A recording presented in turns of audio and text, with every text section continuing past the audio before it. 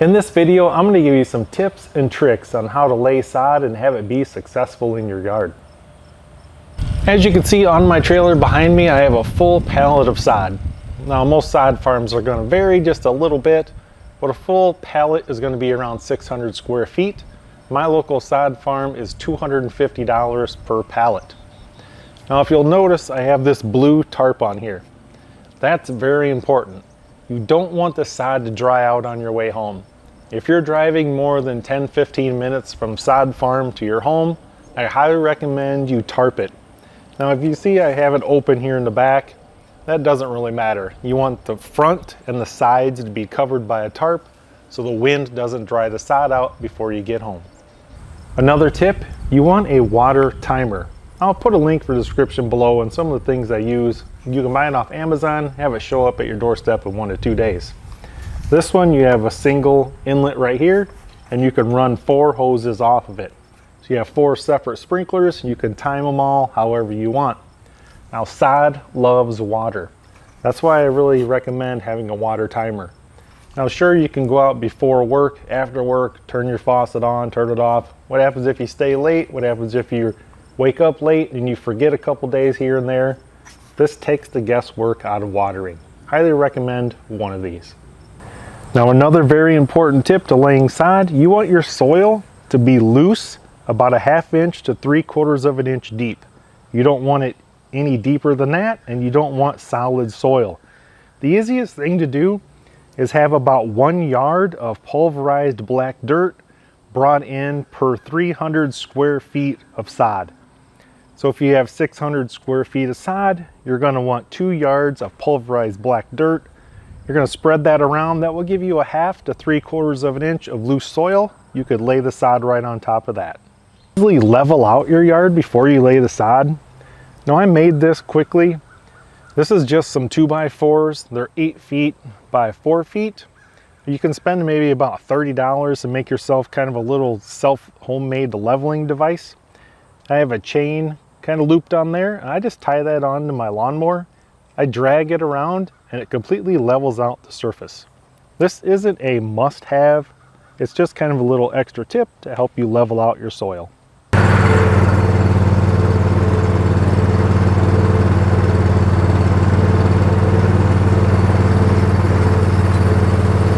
All right, now that I've got all the black pulverized dirt dragged out with my drag, it is perfectly flat. And now it's going to depend on your own situation of kind of where it is in your yard, where you want to start to lay the sod and which direction. Do you want to lay your sod north-south, or do you want to lay it east-west? Kind of going to depend on up to you. Now since it's on your trailer, you're going to want to back it up to the closest spot available. The only tip I can give you is when you start laying your sod, you want to work your way towards the dirt. You don't want to be stepping on top of the sod you already laid. So you're going to go to the far side, start laying the sod, and come towards you working into the dirt. So right now I'm a little more than half done, and at this point, this is when I want to get a sprinkler onto the sod. I want to get this sod watered as soon as possible. So as soon as I'm about half done, or you can set up a sprinkler so that you don't personally get wet, that's what I do. So this sod's starting to get its first watering, and I'm going to show you the edges, and I'll show you kind of the brickwork pattern of how to lay it. The edges should look like, your seam should be offset by at least a minimum of 6 inches. I prefer 12 inches, but the angle of how this was, about a 6 to 10 inch offset is about what I got. So that's what's going to give you the brickwork pattern. Now to blend in the edges, you either need to have some bags of topsoil, or you need to have some of that pulverized black dirt left over. And I'm going to fill in the edges, put a little grass seed under there, and once it all grows in, you'll never be able to tell the difference. So let's go ahead and take a look at the other side. Now as you can see, the other end is going to automatically come out offset. So you can see where I've already put down grass seed. Now I just need to cover that with topsoil, and that's going to blend in real nice. Now you should be able to see the light and dark kind of patches. Where you see the dark lines, that's where the seams are. And as you can see, none of them are touching. They're at least 6 to 8 inches apart. If you have all your seams touching and don't do the brickwork, you're going to wind up with gaps of grass. That's why you want to do a brick pattern. Now that I have all the sod laid down, it's time to let the sprinkler run for about 30-40 minutes. I've already got most of the second half nice and wet. I just need to get this front section done. I'm going to show you the edges, how I blended it in with the black dirt. You want to cover it up with a couple handfuls of grass seed and then throw some pulverized black dirt on top of it. This is going to help your edges blend into your existing grass.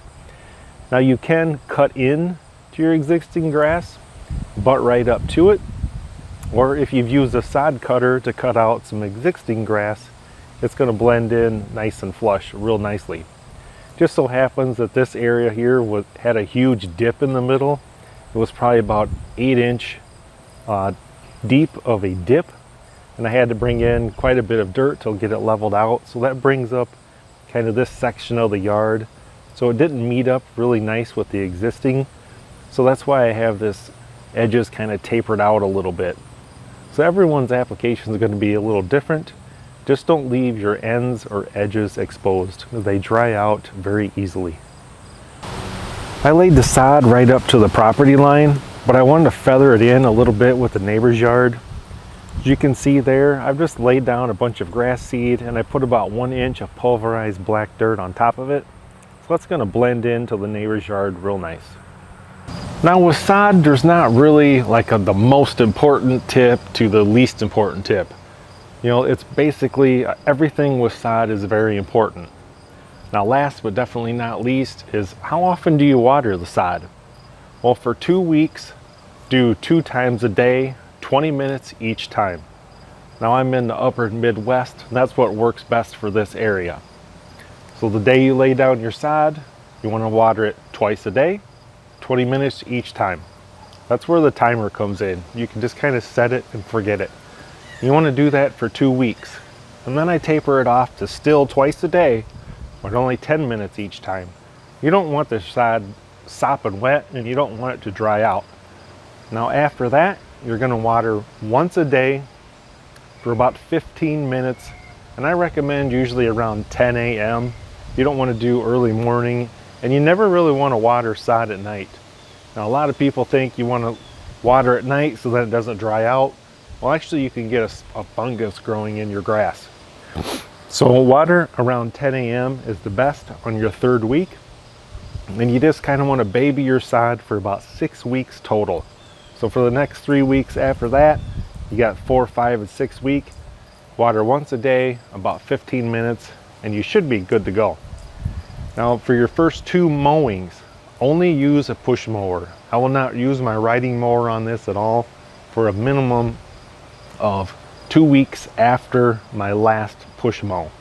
So I'm going to push mow it around maybe around the 4th or 5th week, push mow it again probably around the 6th or 7th week, and then after that I'm going to carefully go over it with my riding mower.